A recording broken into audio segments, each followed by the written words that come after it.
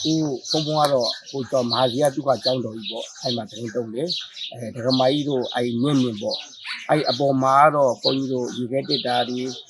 ပန်ကာတွေစာပြားတွေအဲ့ဒါတွေတော့ရှိပါတယ်ဟိုလောစိုးတွေကတော့ခုဒကမာကြီးတို့လက်တွေ့မြင်ရတဲ့အတိုင်းပါပဲဟိုဗီဒီယိုစပြီးအပြင်ပေါ့လေအဲ့ဒါလေးပါပဲပြီးတော့အပေါ်ကမြင်းတဲ့ကျပန်ကာပေါ့အဲ့ဒါလေးတော့ပြည့်စုံသွားပါတယ်ဒီပရိယတ်ဒီကျောင်းဆောင်ကတော့မြင်းတဲ့ကျပါပဲဟိုကလည်းပဲပြီးတော့ဘုန်းကြီးတို့ဟိုကသာနာဒုက္ခအိမ်ကျောင်းကလည်းပဲမြင်းတဲ့ကျနဲ့ဘုန်းကြီးတို့ပန်းတောင်တွေပေါ့အဲ့ဒါလေးတွေပြည့်စုံရပါတယ်ပြီးတော့ဘုန်းကြီးတို့ကျောင်းသုံးတွေရဲ့ကျောင်းသုံးကားလေးပေါ့အပေါ်ကအုတ်ခဲတွေပြကြတဲ့အတွက်ကြောင့်ကာပြည့်စုံသွားတယ်ပေါ့လေကျောင်းသုံးကားလေးပေါ့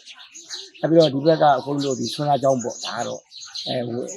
အပေါ်တက်အောက်တက်ဖျားခန်းပေါ့အပေါ်တက်ဖျားခန်းအောက်တက်ဖျားခန်းဒါလေးပဲပြီးကြပါဘူးပြီးတော့ဒီလေကားကတော့နည်းနည်းအက်သွားတော့ပေါ့လေပြီးတော့မုတ်ဥမှာဆိုရင်လည်းပဲလက်ကားတူနေရလက်ကားရုပ်ပေါ့အဲ့ဒါလည်းပဲပြည့်စည်သွားတယ်ပေါ့ဟိုနောက်ဘက်ကမုတ်ဥလည်းပဲပြည့်စည်သွားတယ်ပဲပြောမှာပါအဲ့လည်းပြန်လောမှာဆိုတော့လေတန်ဃာရဟန်းတန်ဃာကိုနေရအားလုံးထိခိုက်မှုမရှိပါဘူး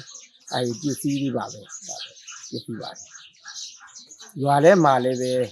အိမ်ကြီးလေးပဲပြည့်စည်ပါလေလူတွေထိခိုက်မှုကတော့မရှိပါဘူးဘုန်းကြီးမုတ်ဥရွာပေါ့ဒါကျွန်တော်အမေနော်အမေက86နှစ်